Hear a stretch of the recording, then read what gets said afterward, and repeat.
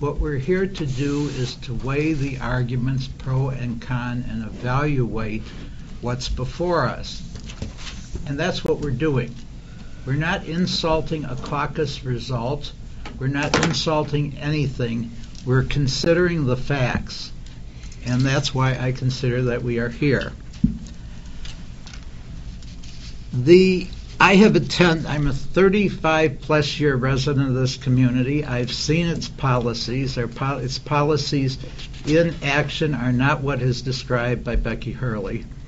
That has not been an active force in this community during my residency and my attendance at the council meetings.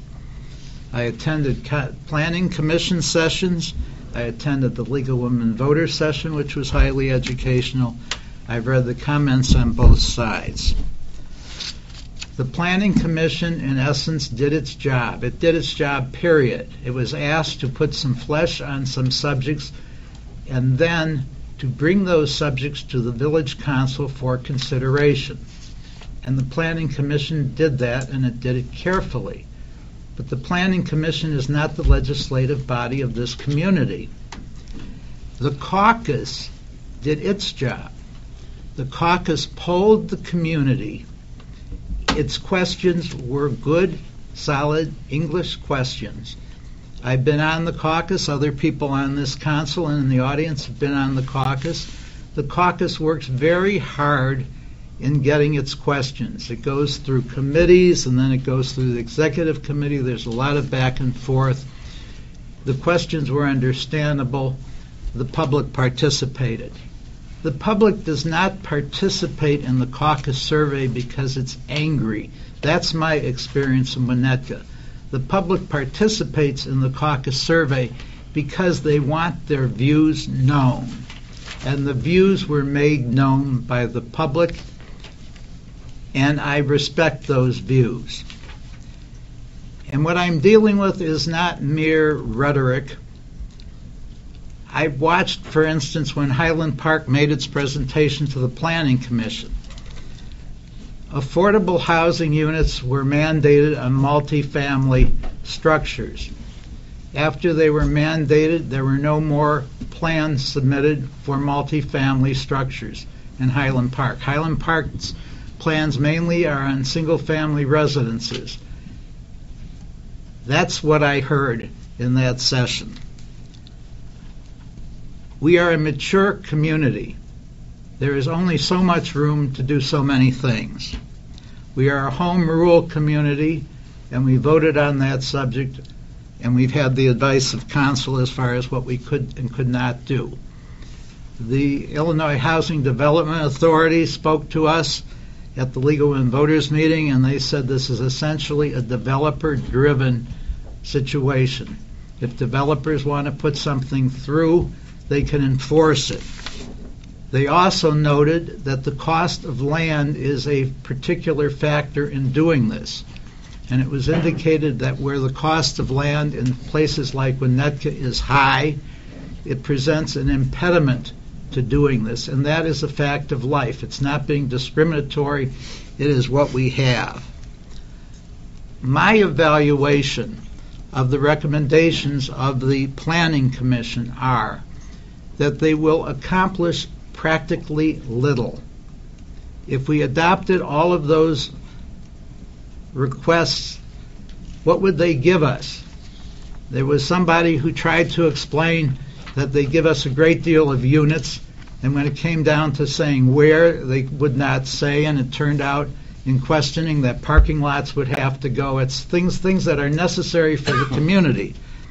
The bottom line in my feeling is that if we adopted these, from my study of them, it would give us very little, practically speaking. And what it has caused in the community is a great deal of divisiveness. And it is precisely for the level of divisiveness that the caucus has expressed itself and asked us to bring this to an end. And I am all in favor of doing that.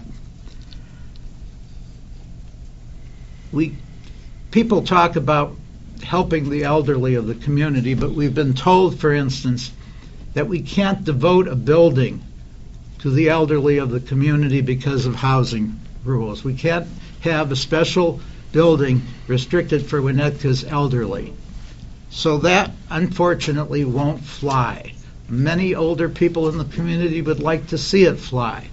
But you see, it's not in the recommendations of the Planning Commission, and that's because of housing discrimination laws where we can't have that type of standard mandating who can live there. There's a building at Merrill and Green Bay. It's a very nice condo building. It's a 3-story building.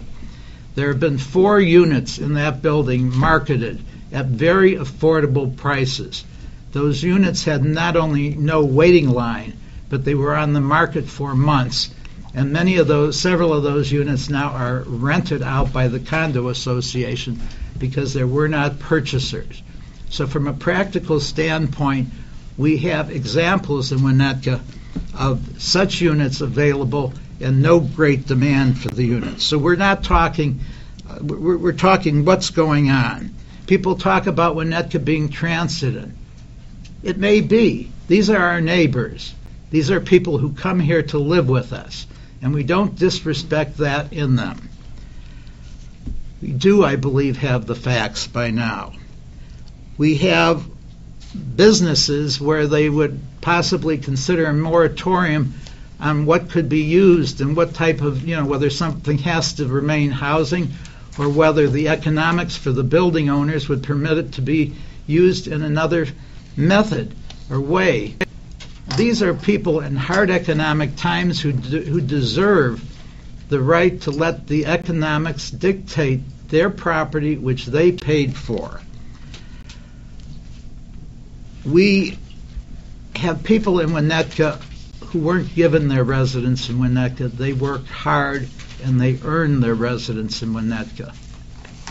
And therefore, that's an entry card to Winnetka, and it's an entry card in the American way of getting things done.